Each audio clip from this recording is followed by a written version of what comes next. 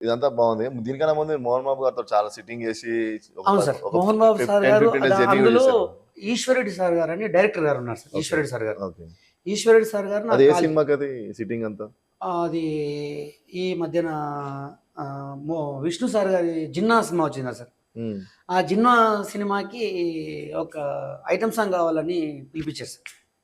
Item song కావాలని పిలిపించారు. ఒక 10 రోజులు కూర్చున్నాం సార్. మోహన్ బాబు సార్ గారు చాలామంది బయట అంటుంటారు సార్ అట్లా ఇలా అని. అలాగా సార్ చాలా సౌమ్యుడు సార్. ఎలా చూసుకుంటారంటే కళాకారులంటే తను ఎలా కూర్చుంటే అందరూ అటువంటి ప్లేస్‌లోనే కూర్చోవాలి. తను ఏం తింటే అదే అందరూ తినాలి. తను ఏం తాగితే అందరూ అదే తాగాలి. అలా చూసుకుంటారు సార్. టైమ్ టు ఫుడ్ గానీ, మన ఫెసిలిటీస్ కానీ, కళాకారులు అంటే మనం చాలా మంచిగా చూసుకుంటాం సార్ మోహన్ బాబు సార్ గారు.